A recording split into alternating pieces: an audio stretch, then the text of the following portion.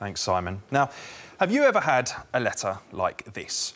It's a scam. It's promising a deal too good to be true, in this case £4 million, but of course there's no money.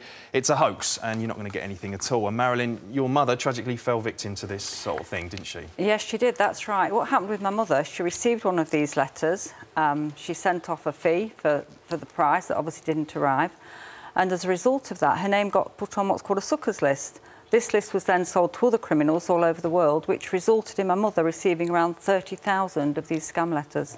And typically they'd ask your mother to send sort of £10, £15 in order to receive this huge jackpot, which of course didn't exist. And tragically, when she passed away, she was still waiting for that big windfall that never came, wasn't she? Oh yes, I mean, she was totally convinced that these people were genuine. She built what was like a personal relationship with them, and we just couldn't stop her from responding. We couldn't get power of attorney, we couldn't redirect a mail.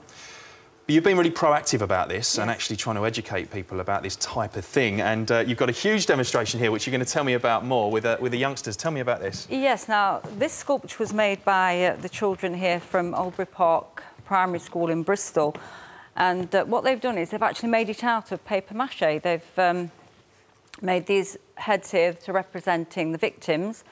And then we've got the evil eyes at the bottom representing the scammer. And the idea behind this is to get the children involved so that they can educate their grandparents and great-grandparents and spread the word out through the younger generation. And all these bits of paper that are actually stuck on here, these are actual scam letters themselves, aren't they, which the youngsters are putting on there? That's right. It's completely made out of scam mail. I think there's about 30,000 scam letters went into the making of this. So, yeah, we're putting the scam mail to good use. It's raising awareness and getting the children involved as well. Excellent. Well, Nick Downing, you're heavily involved with this from a police point of view, aren't you? Tell us about how big this problem actually is.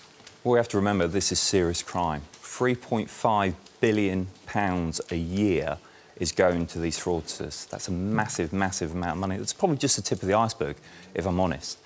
You know, from one letter coming through your door and that hook of £10 and you win £1 million, and then £20 to do the admin fee, £30, £40, it grabs you. But not only that, they then sell your details to other fraudsters. So suddenly from 1-2 letters a day, it's 20, 30. In some cases, over 100. What we're really trying to do is educate people, educate the victims, because they still are believing, like Marilyn's mother, you know, they still believe they're going to win. We want to stop that. It's not just them as well, it's the families. The families go through so much turmoil in trying to actually convince their parents, their loved ones, that they're being scammed. You know, what I'd say is, look at this sculpture, look at this programme again. Stop doing it. Just don't send any money to people you don't know. Excellent advice, Nick. Thank you very much for both joining us. And, of course, all you youngsters as well, carry on what you're doing. Great job there. Where we go. Now, time for some more criminals that have been caught in the act.